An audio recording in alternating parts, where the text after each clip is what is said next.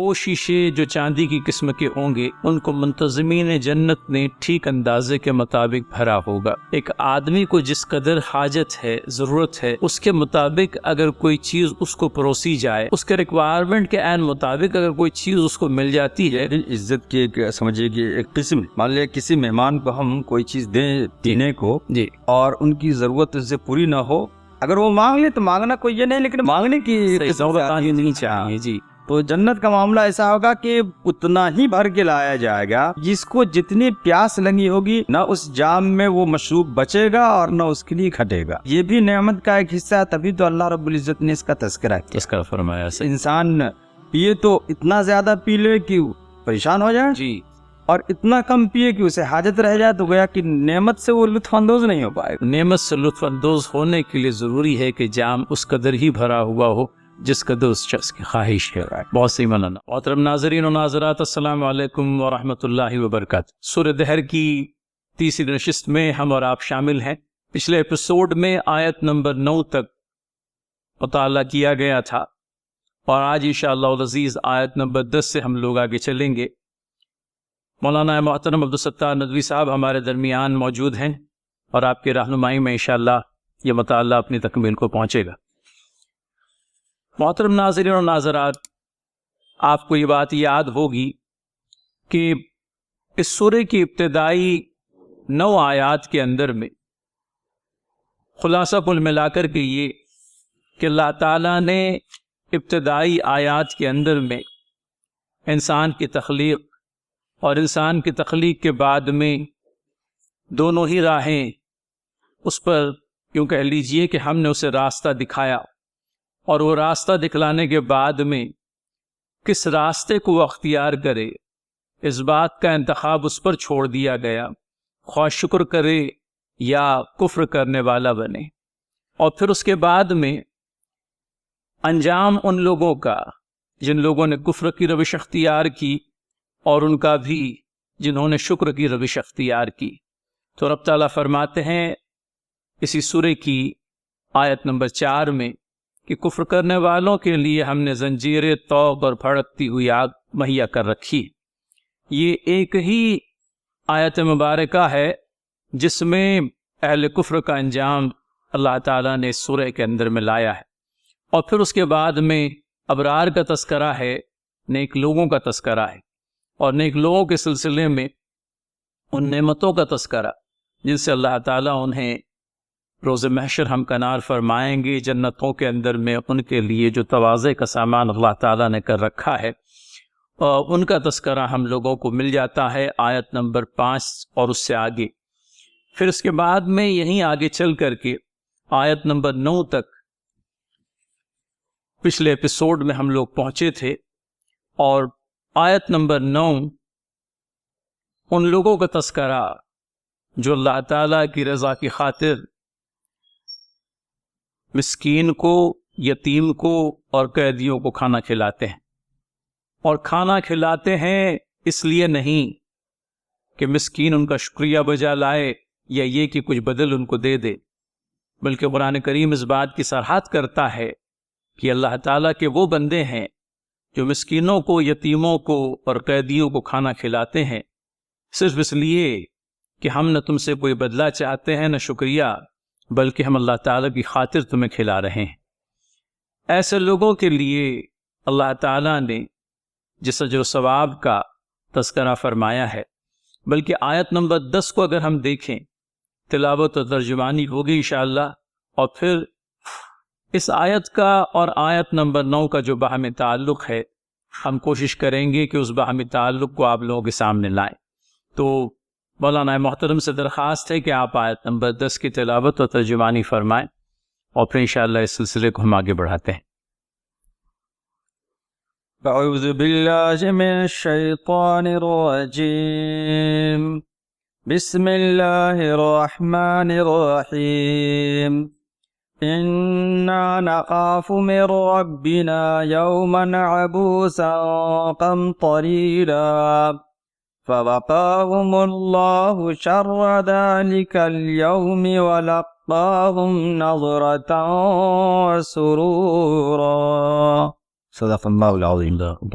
ہمیں تو اپنے رب سے اس دن کے عذاب کا خوف لاحق ہے جو سخت مصیبت کا انتہائی طویل دن ہوگا، بس اللہ تعالیٰ انہیں اس دن کے شر سے بچا لے گا اور انہیں تازگی اور سرور بخشے گا۔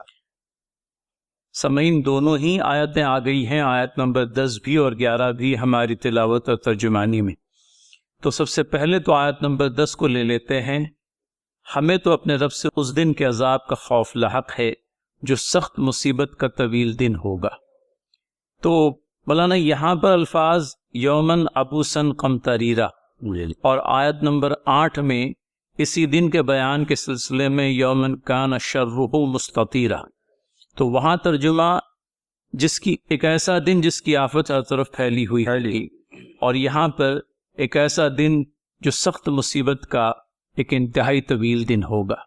یوم حشر کے بیان کے لیے اللہ تعالیٰ نے دونوں ہی اسلوب اختیار کیے ہیں۔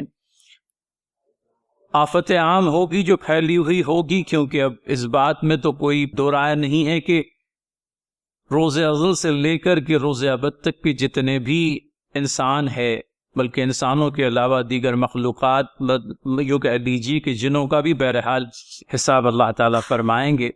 تو یہ جو سارے ہیں یہ اس وقت وہاں جمع ہوں گے، اور اپنے آپ میں اس کی مصیبت ہر طرف پھیلی ہوئی ہوگی، یعنی یہ کہ کوئی انسان اس آفت سے بچے گا نہیں سوائے ان لوگوں کے جن کو اللہ تعالیٰ بچا لے، جن کا کہ تذکرہ خیر اس سورہ کے اندر میں اور قرآن کریم کی دیگر صورتوں میں آتا ہے کہ یہ وہ لوگ ہیں جو اس دن کی آفت سے بچا لیے جائیں گے۔ تو ایک تو مولانا آفت عام ہوگی، آفت عام کہہ لیجیے، کیونکہ وہ تمام تر منکرین، تمام تر مشرقین، تمام تر فجار سبھی پر یکساں طور پر اس آفت کا اطلاق ہوگا۔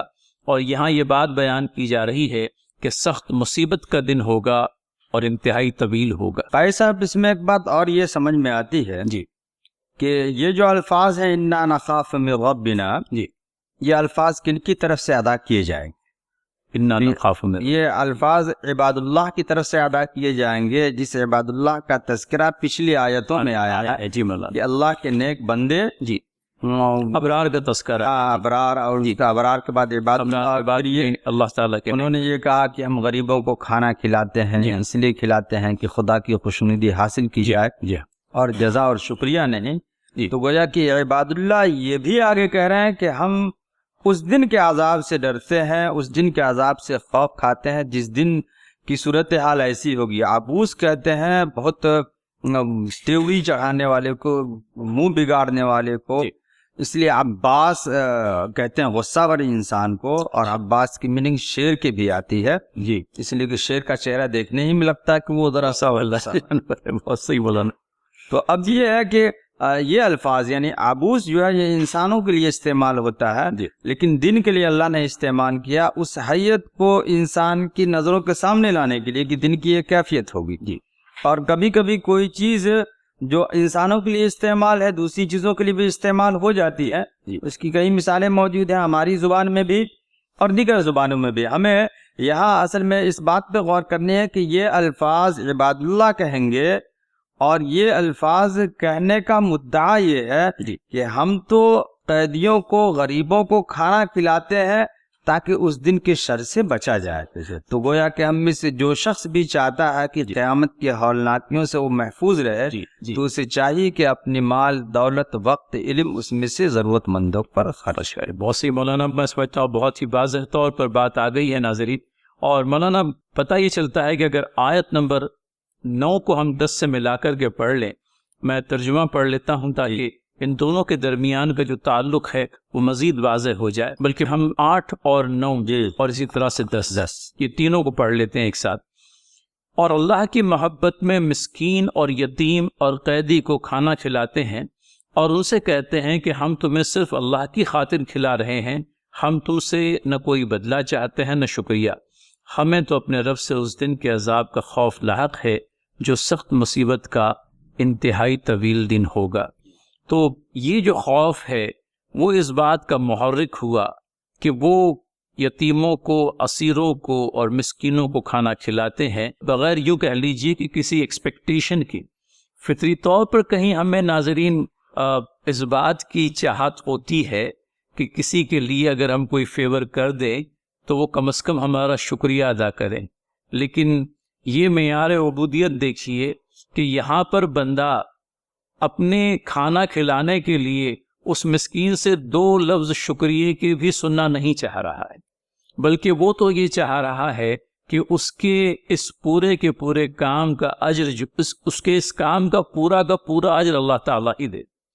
لہٰذا وہ کہتا ہے کہ ہم آپ سے نہ شکریہ کی توقع رکھتے ہیں اور بدلہ تو بہت دور کی بات، اور ہم نے جو کچھ بھی کیا صرف اللہ وحدہ لا شریک کی رضامندی کے لیے کیا، اور یہ کام کرنے کے لیے جس چیز نے ہم کو تحریک دی، ہمیں تو اپنے رب سے اس دن کے عذاب کا خوف لاحق ہے جو سخت مصیبت کا انتہائی طویل دن ہوگا۔ مولانا نے بجا طور پر فرمایا کہ ہم اور آپ سبھی دنیا والوں کے لیے آیت مبارکہ اپنے آپ میں یہ درس لے کر کے آئی ہے کہ اس طویل دن کے سخت مصیبت والے طویل دن سے بچنے کی اگر کوئی سبیل ہو سکتی ہے، آیت قرآنی کی روشنی میں یہ بھی سبیل اپنے اندر میں موجود ہے کہ ہم اپنے کھانے میں مسکینوں کو، اسی طرح سے اسیروں کو اور یتیموں کو شریک کریں۔ تو یہ ایک باہمی تعلق آیت نمبر 8، 9 اور 10 کا، جس کی وضاحت ضروری معلوم ہوئی۔ اور پھر یہ نہیں کہ اللہ تعالیٰ جو ہے اپنے فضل خاص سے اس سخت مصیبت والے طویل دن سے لوگوں کو محفوظ رکھے گا۔ ایک بات اور ہم یہ کرتے ہیں، سورہ ذاریات میں جو اللہ رب العزت نے وفی اموالہم حق للسائل والمحروم، جی اللہ کے نیک بندوں کا تذکرہ جہاں پہ آیا ہے، تو میں مناسب اس لیے سمجھا کہ وہاں بھی خرچ کرنے کے تعلق سے 2-3 صفات کا اور تذکرہ۔ وَكَانُوا قَلِيلًا مِّنَ اللَّيْلِ مَا يَهْجَعُونَ وَبِالْأَسْحَارِ هُمْ يَسْتَغْفِرُونَ وَفِي أَمْوَالِهِمْ حَقٌّ لِلسَّائِلِ وَالْمَحْرُومِ۔ یہ لوگ رات میں کم سوتے اور سحر کے وقت اٹھ کر کے آہ سحرگاہی میں سمجھے کہ وہ استغفار کرتے ہیں، اللہ کے سامنے ہوتے ہیں، اور اپنے مال میں سائل اور محروم دونوں کا حق سمجھتے ہیں۔ تو گویا کہ یہ جو خرچ کرتے ہیں اس سے ہم سورہ ذاریات کی آیت کو اگر ملاتے ہیں تو اس میں اللہ کے نیک بندوں کی 2 صفات کا اور مزید اضافہ مولانا یہاں پر اللہ تعالیٰ مزید انعام یہ بھی فرمائیں گے کہ اللہ تعالیٰ انہیں اس دن کے شر سے بچا لے گی۔ اپنے آپ میں مصیبت والا طویل دن اور اس دن کے شر سے اللہ تعالیٰ اپنے ان بندوں کو بچا لے گا جن کی صفات اور جن کا عمل ہم نے پیشرو آیات کے اندر میں دیکھا ہے۔ قائد صاحب میں یہاں پہ مناسب سمجھتا ہوں کہ وہ جن لوگوں کو عرش کے سائے میں رکھا جائے گا اس کا تھوڑا سا تذکرہ آ جائے۔ بہت بہتر بنا، آپ ضرور فرمائیں۔ 7 افراد ایسے ہیں جن کے تعلق سے احادیث میں آیا کہ ان کو اللہ رب العزت جو ہے وہ اپنے عرش کے سائے میں رکھے گا۔ تو 7 افراد میں سے ایک تو وہ ہے جس کا دل مسجد میں اٹکا ہوا، ایک وہ ہے جو دائیں ہاتھ سے خرچ کرے تو بائیں ہاتھ پتہ نہ چلے، ایک وہ ہے جس کو کسی بدکاری کے لیے آمادہ کیا گیا لیکن اس نے خدا کے خوف کا اظہار کیا۔ اس طریقے سے چند افراد اور ہیں، بس ہم کو یہ دیکھنا ہے کہ ہم ان لوگوں میں سے ہونے کی کوشش کریں۔ یعنی کم سے کم اتنا بننا تو آسان ہے کہ وہ شخص جس کا دل مسجد میں اٹکا ہو، یا وہ شخص جو اللہ کی یاد میں جس کی آنکھیں بہہ پڑی، یا وہ شخص جو دائیں ہاتھ سے خرچ کرے تو بائیں ہاتھ پتہ نہ چلے، یہ سب ایسی چیزیں ہیں جس پر عمل کرنا اور ان جیسا بننا جو ہے ذرا آسان ہے۔ تو اسی لیے وَفَوَقَاهُمُ اللَّهُ شَرَّ ذَلِكَ الْيَوْمِ، تو اللہ تعالیٰ ان کو بچا لے گا اس دن کے شر سے۔ تو اس دن کے شر سے بچنے کے لیے یہ کام بھی کیے جا سکتے ہیں۔ مولانا بہت صحیح۔ اور یہ کہ مولانا مزید اضافہ اس میں یہ بھی، اور انہیں تازگی اور سرور بخشے گا۔ تو اللہ تعالیٰ کی طرف سے مزید انعام یہ بھی عنایت ہوگا۔ ناظرین خیال کریں اس بات کا، ہمیں سورہ غاشیہ کے اندر مولانا 2 قسم کے چہروں کا تذکرہ ملتا ہے۔ ایک وہ چہرے جو اس دن خوف کھا رہے ہوں گے، اور دوسرا چہرہ اس شخص کا جو نعمتوں سے بھرپور بارونق چہرہ ہوگا۔ تو نائمہ کا لفظ آیا ہے، میں سمجھتا ہوں ان لوگوں کے تذکرے کے لیے جن کے چہرے رونق والے ہوں گے، اور دوسری طرف جو خاشیہ، تو خاشیہ جو ہے خوف کھانے والے چہرے، ایسے چہرے جن کے اوپر ہیبت طاری ہوگی، جو خوف زدہ ہوں گے، اور ان کے بالمقابل وہ چہرے والے جو چہرے کھلے ہوئے ہوں گے، رونق والے ہوں گے۔ تو یہ رب تعالیٰ کی طرف سے تازگی اور سرور والی بات آئی. تازگی جو ہے چہروں پر آیا ہوگی اور سرور جو ہے دل میں ہوگا. تو ظاہر سی بات ہے کہ چہرہ جو ہے عکاس ہوتا ہے قلبی کیفیت کا. قلب کے اندر میں چونکہ سرور ہوگا لہذا چہرے پر تازگی جو ہے دکھائی دے گی. یہ اللہ تعالیٰ کا خصوصی انعام ہوگا اس دن ان لوگوں کے ساتھ میں جن کو اللہ تعالیٰ نے اس سورہ مبارکہ کے اندر میں ابرار کے لقب سے نوازا ہے، اللہ تعالیٰ کے نیک بندے.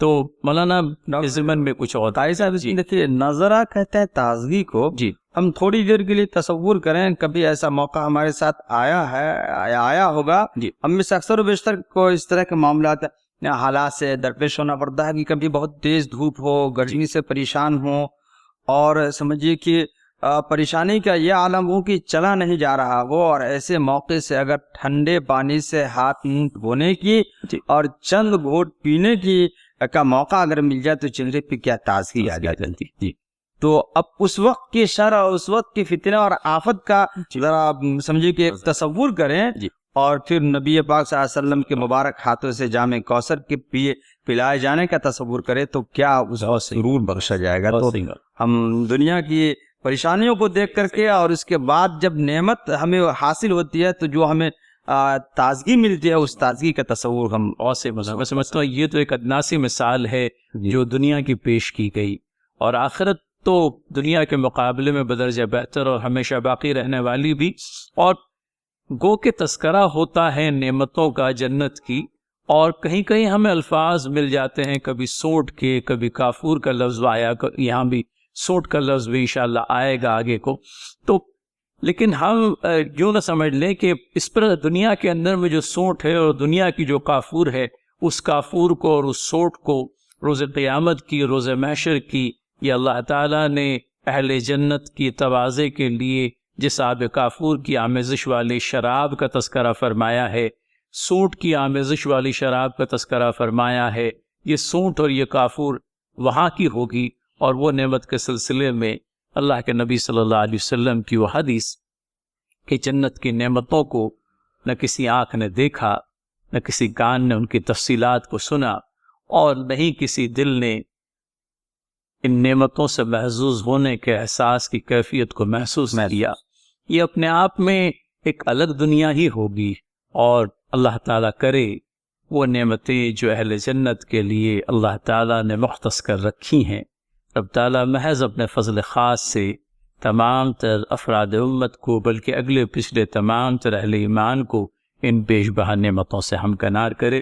ناظرین اس دعا کے ساتھ میں ہم لوگ آگے بڑھتے ہیں آیت نمبر 11 تک. یوں کہہ لیجیے کہ ہمارا مطالعہ مکمل ہو رہا ہے.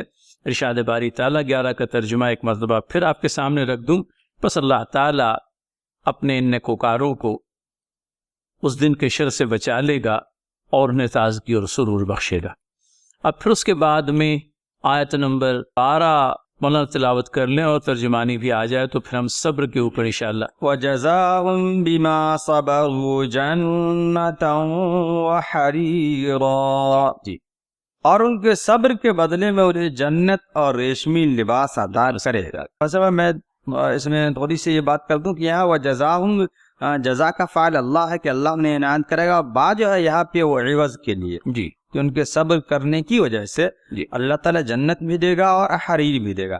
میں ذرا مناسب سمجھتا ہوں صبر کے تعلق سے آپ تھوڑی. میں سمجھتا ہوں اس سورہ کے اندر میں لفظ صبر جو آیا ہے اور اس کی تشریح میں صاحب تفہیم نے جو لکھا ہے وہ آپ کو پڑھ کر کے سنا دوں تو تشریح کا جو حق ہے وہ ایک بڑی حد تک ادا ہو جائے گا.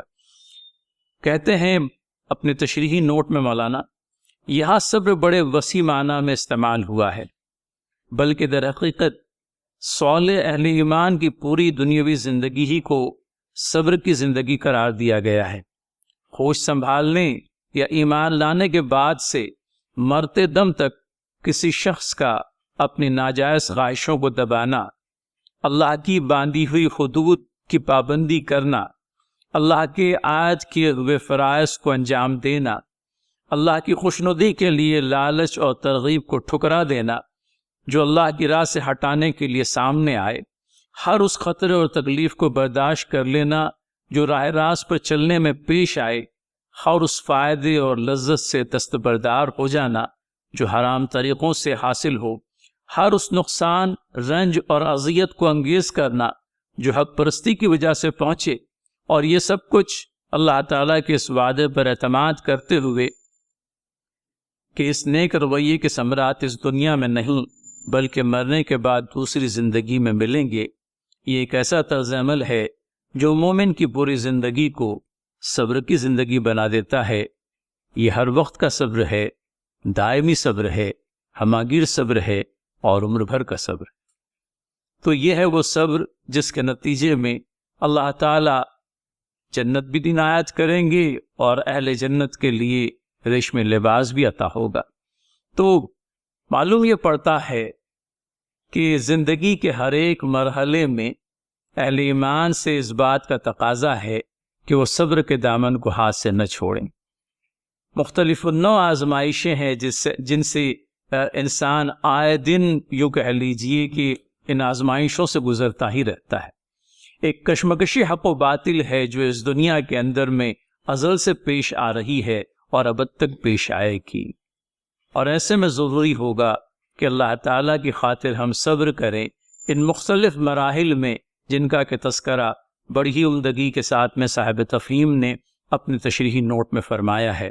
اور اس صبر کے نتیجے میں اس کا بدلہ جو ہے وہ جنت ہے، اور پھر جنت کی عنایت ہونے کے بعد میں اہل جنت کے لیے جن جن نعمتوں کا تذکرہ ہے ان کا ایک یوں کہہ لیجئے کہ ایک تفصیل اگر نہ صحیح تو اجمالاً تذکرہ ہم لوگوں کو ان آیات کے اندر میں مل جاتا ہے۔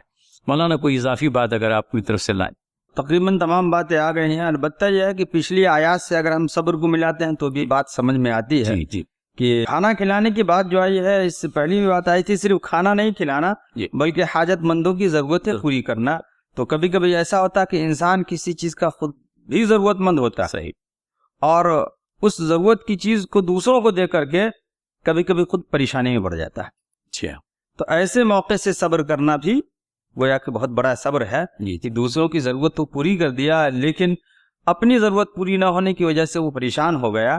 تو ایسے موقع سے زبان سے کسی کے سامنے اظہار کر دینا یا دل میں کبیدگی کو محسوس کرنا، یہ صبر کے منافی ہے۔ ایسے موقع سے انسان اپنے آپ کو برداشت کرے، یہ بھی اس صبر میں آئے گا۔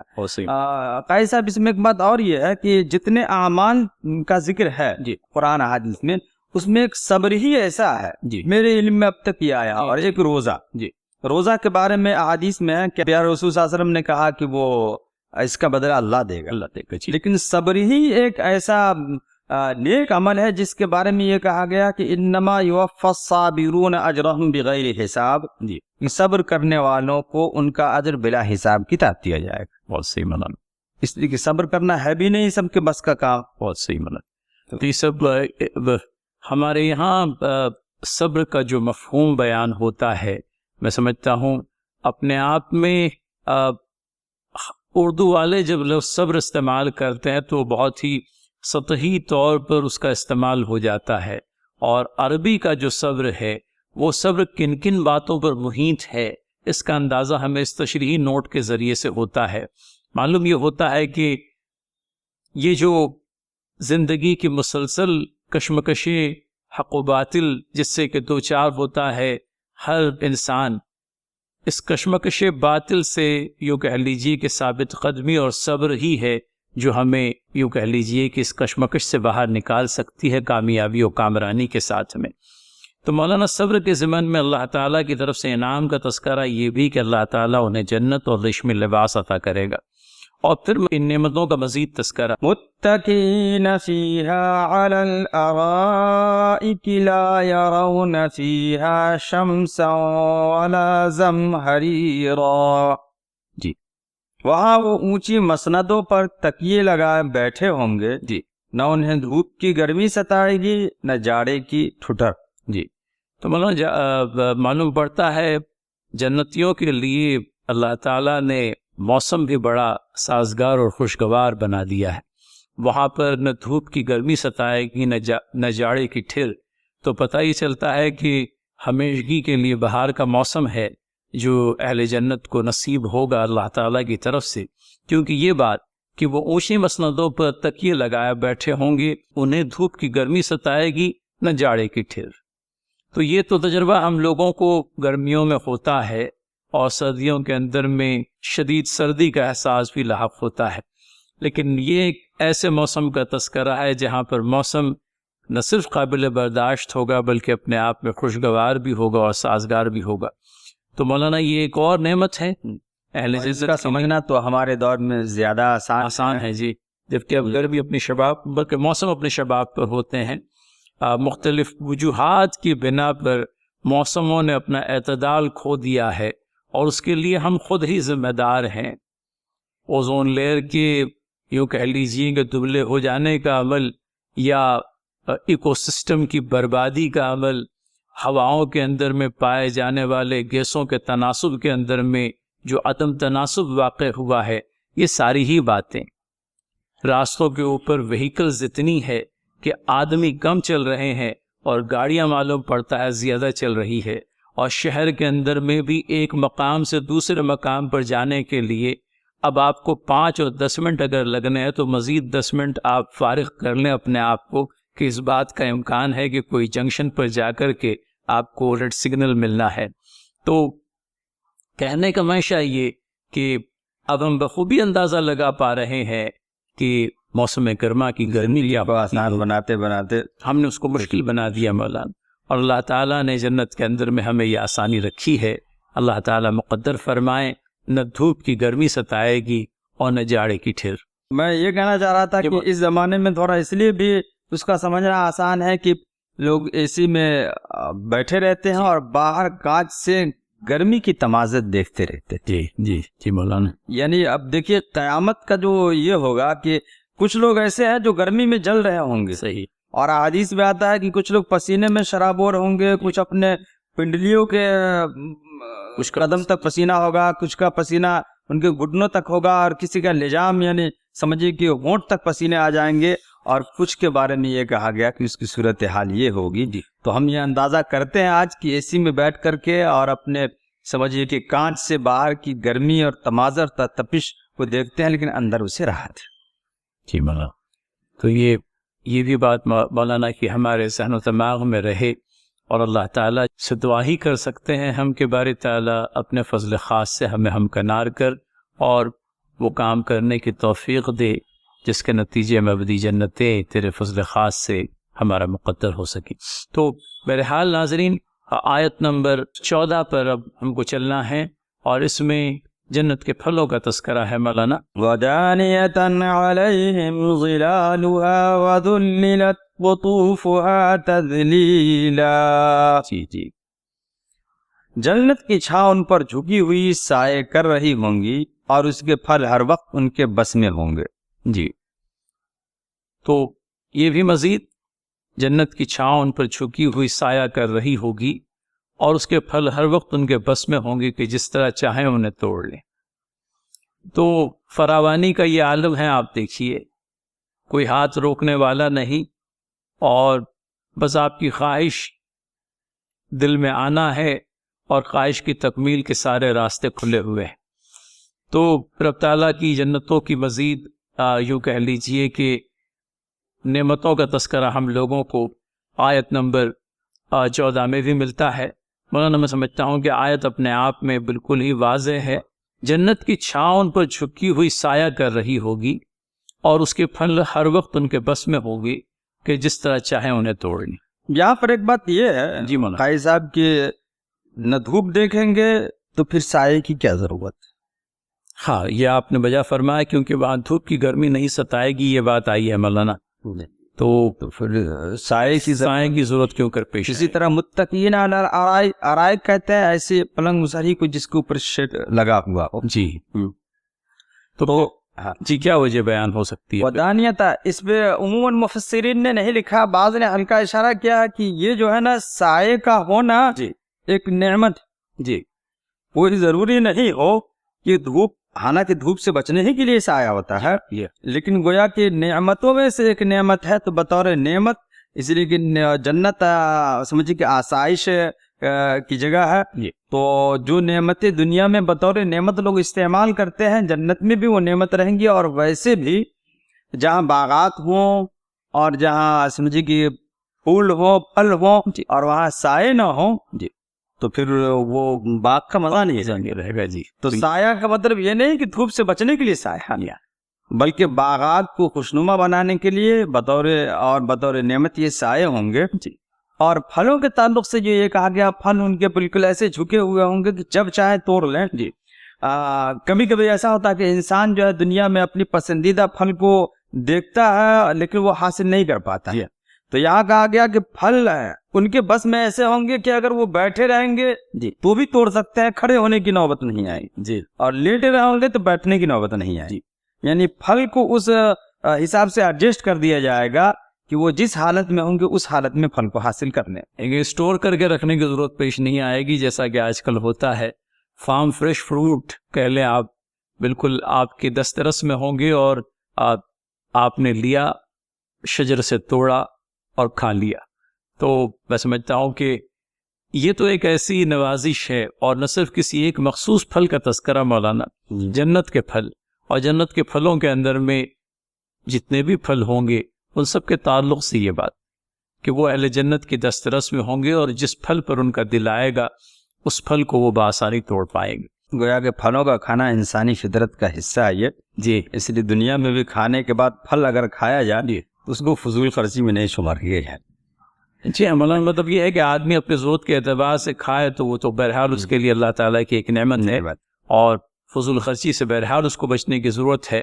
لیکن ملٹی کورس ڈنرز اور ملٹی کورس لنچز، اور اس ملٹی کورس لنچ کے اندر میں طرح طرح کی سویٹس اور طرح طرح کے آدمی اپنی ایک چیز کسی کو اختیار کر لے تو میں سمجھتا ہوں وہ اعتدال کی راہ سے ہٹ پائے گا. وَيُطَافُ عَلَيْهِمْ بِآنِيَةٍ مِّن فِضَّةٍ وَأَكْوَابٍ كَانَتْ قَوَارِيرَا. جی، ان کے آگے چاندی کے برتن اور شیشے کے پیالے گردش کرائے جا رہے ہوں گے. شیشے بھی وہ جو چاندی کی قسم کے ہوں گے.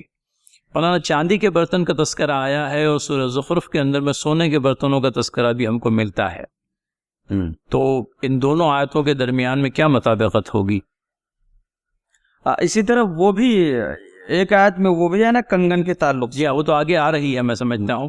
اور برتنوں کا تذکرہ، اس میں دو تین باتیں ہیں. ایک تو یہ ہے کہ جنتیوں کے مدارج مراتب کے حساب سے بعض کو سونے کا، بعض کو چاندی کا دیا جائے. دوسرا یہ ہے کہ جنتیوں کو اختیار ہوگا، کوئی چاہے وہ سونے کا استعمال کریں یا چاندی کا استعمال. تیسرا یہ کہ جنتی کبھی سونے کا استعمال کریں گے، کبھی چاندی کا استعمال. تو گویا کہ جنتیوں کے توازے کے لیے اللہ تعالیٰ نے کیا ہی بھرپور سامان کر رکھا ہے. ایک چیز اور، بیانیت من فضۃ و اکواب کانت قواریرا، یعنی دنیا میں ایسا نہیں ہوتا ہے کہ چاندی چاہے جتنی قیمتی ہو اور چاہے جتنی شفافیت کے ساتھ اسے استعمال کیا جائے وہ شیشے کی طریقے سے نہیں ہو سکتا. بالکل، بلکہ یہاں جس شیشے کے برتن کا تذکرہ ہے وہ چاندی کی قسم کے، یعنی ہوں گے تو وہ شیشے کے، لیکن ہوں گے تو وہ چاندی کے، لیکن آر پار نظر آنے شفافیت اس قدر ہوگی کہ آر پار. ہم دیکھتے ہیں کہ وہ جو ابرق مٹھائی وغیرہ پہ چڑھاتے ہیں وہ باریکی کی انتہا پہ وہ باریک ہوتی ہے، یعنی بے انتہا باریک ہوتی ہے، پھر بھی اس کے اندر شفافیت نہیں ہوتی ہے. تو گویا کہ دنیا کی چاندی چاہے جتنی باریک کر دی جائے اسی کے اندر شیشے کی شفافیت نہیں آ سکتی. اب یہاں جنت کے چاندی کا تذکرہ ہے کہ وہ چاندی ایسی قسم کی ہوگی اس کے اندر وہ شفافیت ہوگی کہ دور سے اور باہر سے ہی اس کے اندر جو کچھ رکھی ہوگی مشروب وہ نظر آئے گی. بہت صحیح مانت.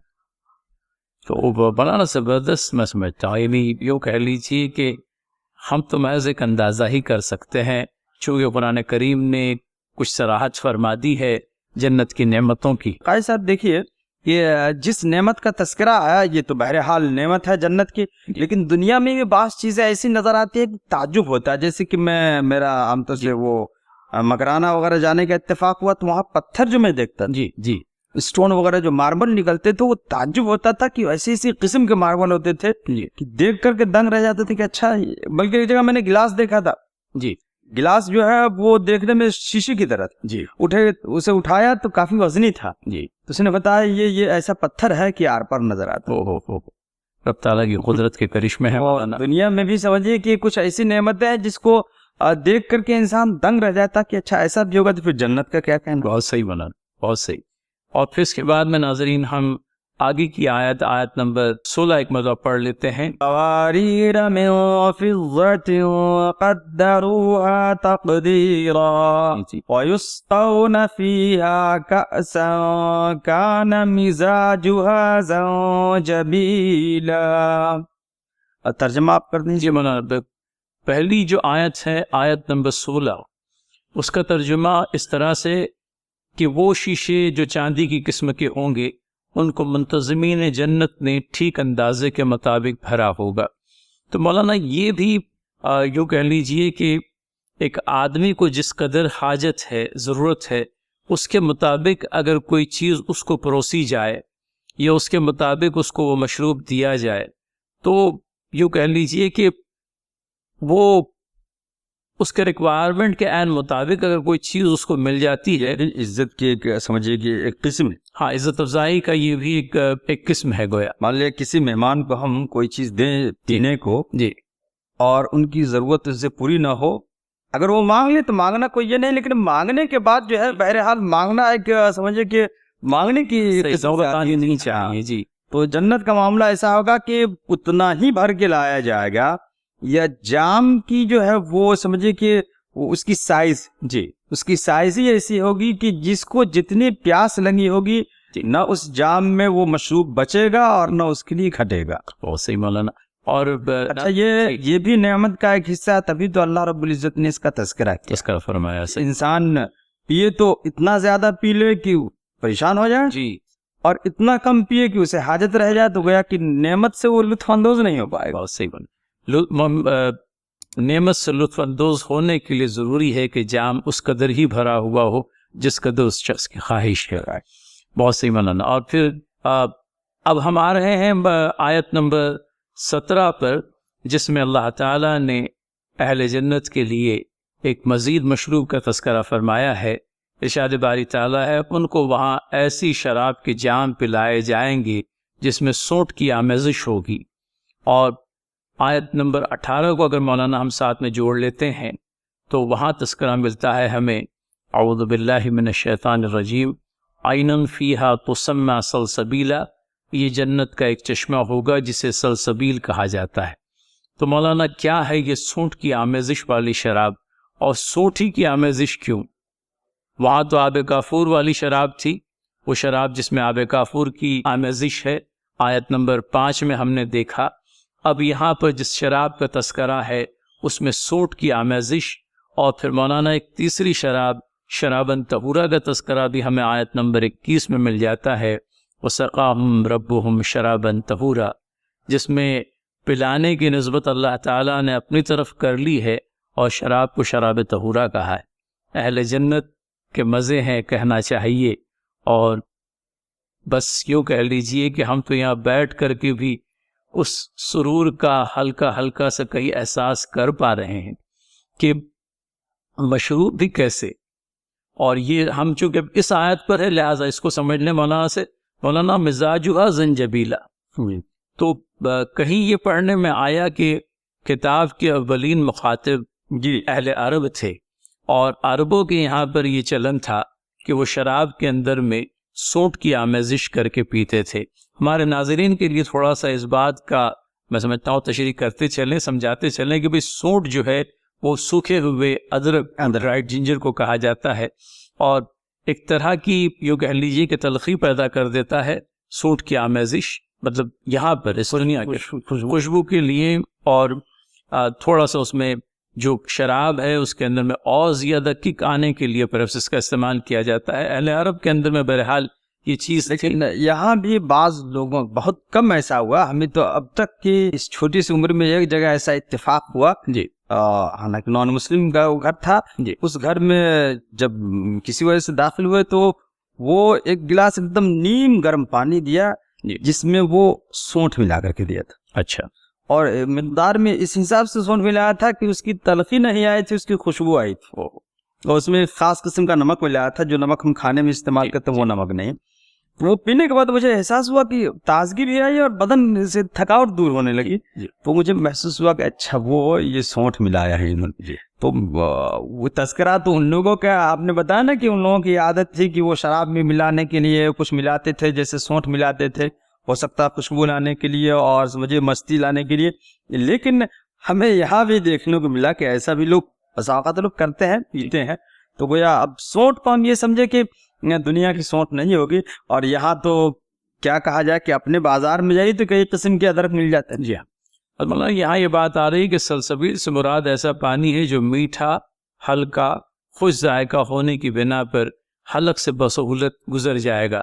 آپ نے مولانا ہماری اس گفتگو کی شروعات میں مجھ سے یہ کہا تھا کہ سلسبیل کے سلسلے میں مفسرین نے 3 باتوں کا تذکرہ کیا ہے، اگر وہ ہمارے ناظرین کے سامنے آ جائے.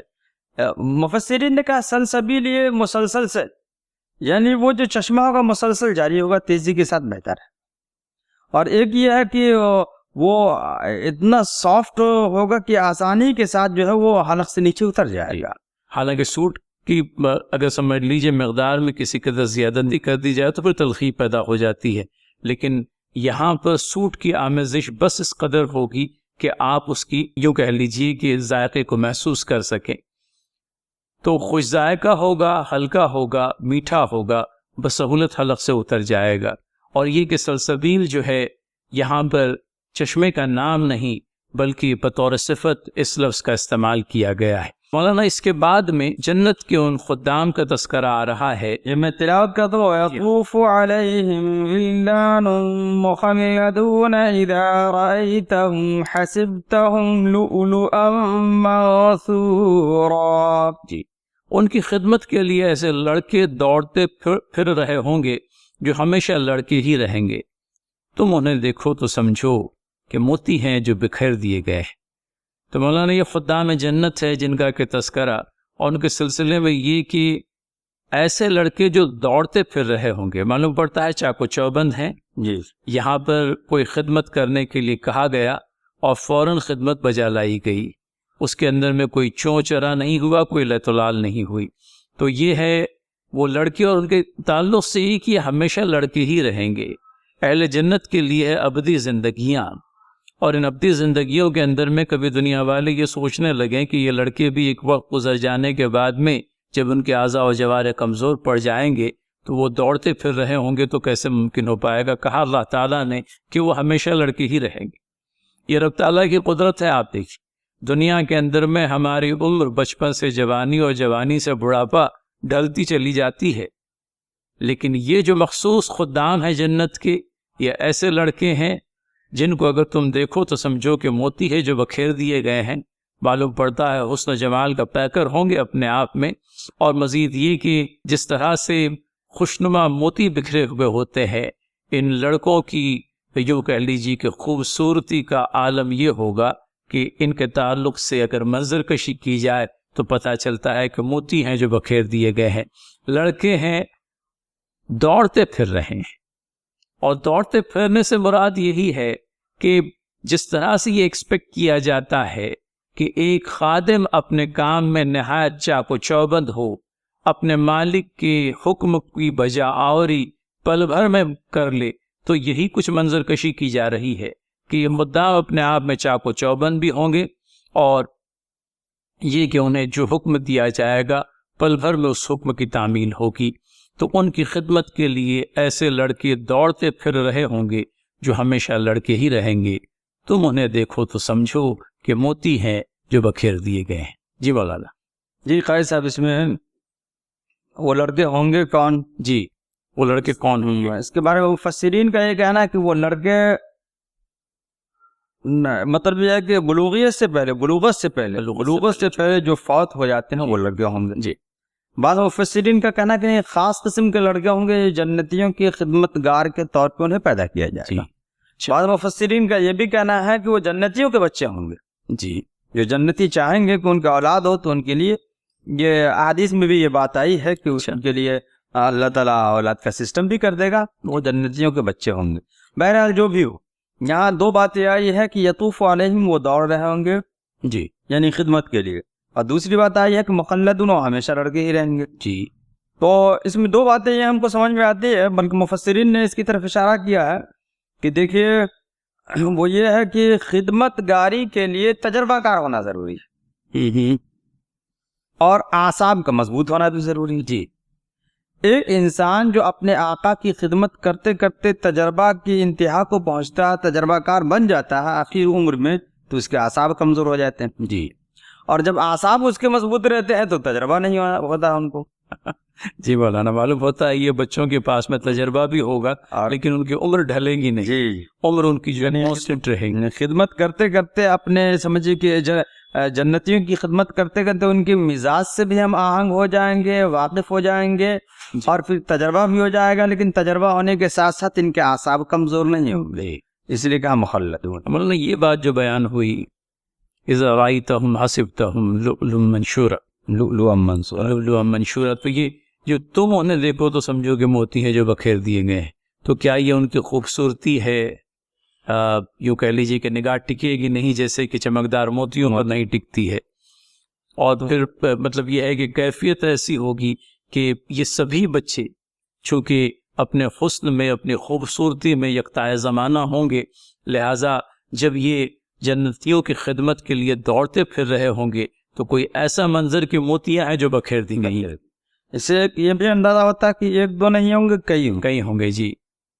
اور پھر اس کے بعد مولانا اب جو تذکرہ آ رہا ہے، ہم آپ سے گزارش کریں گے آیت نمبر 20 اگر آپ تلاوت اور ترجمانی کو۔ وَإِذَا رَأَيْتَ ثَمَّ رَأَيْتَ نَعِيمًا وَمُلْكًا كَبِيرًا، وہاں جدھر بھی تم نگاہ ڈالو گے نعمتیں ہی نعمتیں اور ایک بڑی سلطنت کا سر و سامان تمہیں نظر آئے گا۔ اصحاب جنت کو یوں کہہ لیجئے کہ جو جگہ میسر آئے گی جنت میں، اس کے سلسلے میں یہ کہ ہر ایک کی سلطنت کا سر و سامان اس قدر ہے کہ ایک آدمی جو اس دنیا کے اندر میں ایک فقیر بے نوا ہے، اس کو بھی ایک عظیم الشان سلطنت کا مالک اللہ تعالیٰ قرار دے گا۔ اور مجھے یاد آ گیا جنت میں داخل ہونے والا وہ آخری آدمی جس کے سلسلے میں حدیث ہم لوگوں کو ملتی ہے کہ ایک وہ شخص جس کو ایک جنتی ہے، آخری جنتی۔ ہم نے یہ حدیث کو سنا بھی ہے اس سے پہلے، اور کبھی اس حدیث کو سن کر محظوظ بھی ہوتے ہیں کہ یہ شخص جو آخری جنتی ہے، جب جنت میں داخل کرنے کا موقع آئے گا تو احادیث کے الفاظ میں مفہوم کے طور پر بیان کر رہا ہوں کہ یہ شخص 3 مرتبہ جنت کی طرف جائے گا گویا، اور وہاں سے لوٹ کر کے اللہ تعالیٰ سے یہ شکایت کرتا ہوا لوٹے گا کہ جنت جو ہے پہلے ہی بہت سارے جنتیوں نے آکوپائی کر کے رکھ لی ہے، اب میرے لیے اس میں جگہ کہاں؟ تو یہ 1 مرتبہ، 2 مرتبہ، 3 مرتبہ یہ شکایت جب اللہ تعالیٰ کے حضور دہرائی جائے گی تو اللہ تعالیٰ اسے جنت میں داخل ہونے کے لیے کہے گا، اور کہے گا کہ تجھے جتنی بڑی تیری دنیا تھی، ہم نے اس دنیا کے بقدر 10 گنا بقدر جنت جو ہے تجھے عنایت کر دی۔ تو یہ تو اس شخص کی جنت ہے مولانا، آخری جنتی جو جنت میں داخل ہوگا۔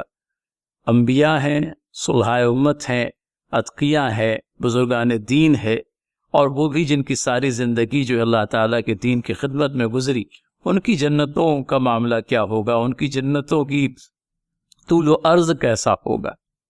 بلکہ اگر آپ یاد کریں تو ایک حدیث وہ بھی ملتی ہے، آپ دیکھیے، ایک شخص ہے جو ایک گھوڑے پر سوار ہے اور ایک شجر کے نیچے جو ہے وہ جنت میں اس گھوڑے کی اس سواری کے ساتھ میں یوں کہہ لیجیے کہ آگے بڑھتا جاتا ہے، اور کئی سالوں تک وہ مسافرت میں ہے، لیکن وہ درخت کی جو چھاؤں ہے اس سایہ ختم نہیں ہو پا رہا ہے۔ تو یہ ہے جنت ناصر۔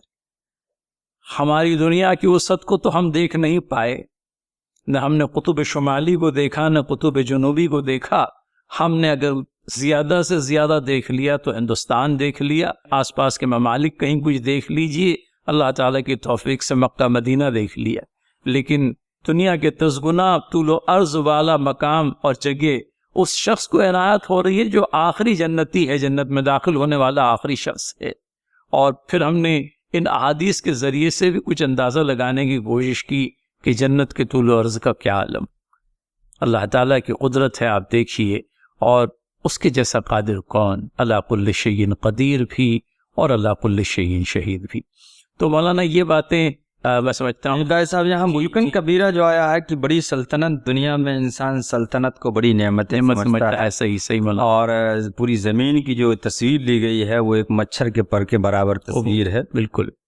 تو ہم اس حساب سے دیکھیں کہ اسی کو نعمت سمجھتا. اتنی مطلب یہ مچھر کے پر کے برابر جو زمین نظر آ رہی ہے، اس زمین کے کسی حصے پہ اگر اس کا قبضہ ہو گیا تو اسے بہت بڑی نعمت سمجھتا ہے. بلکہ کچھ لوگ تو یہ سمجھ رہے ہیں کہ دنیا کی زمین بھرتی جا رہی ہے تو اس نعمت کو حاصل کرنے کے لیے چاند پہ بھی زمینیں خرید رہے ہیں، جبکہ اس کی حیثیت چاند ہو یا زمین ہو، اس کی حیثیت خدا کے نزدیک مچھر کے ایک پر کے برابر ہے.